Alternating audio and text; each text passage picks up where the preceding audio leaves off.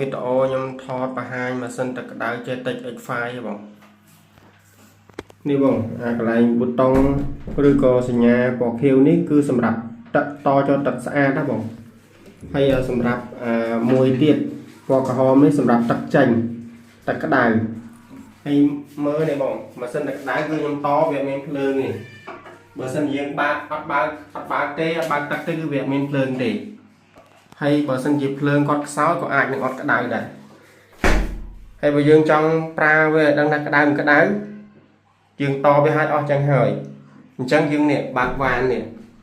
វ៉ាននោះពេលដែលយើងកាច់មកស្ដាំគឺវាបើកហើយពេលដែលយើងកាច់វ៉ានទៅភ្លើងនោះដល់លោតហើយវាលោត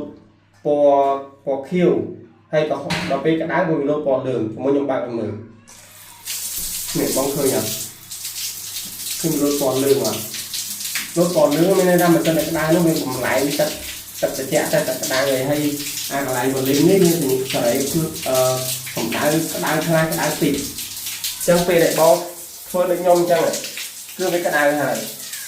បើបងចង់ក្តៅខ្លាំងបងបើកវ៉ូលីមនេះខ្លាំងច្រើនទៅបងច្រើនទៅតែបើមិនជាគាត់អត់បើកទឹកទេគឺវាអត់អាចក្តៅទេបើទឹកខ្សោយក៏ក្តៅដែរអាហ្នឹងវាគប់ផ្សំមួយទឹកមួយភ្លើងក៏ទឹកវាចេញមកយ៉ាងខ្លាំងដែរហើយភ្លើងគ្រប់បានបើកតែក្តៅ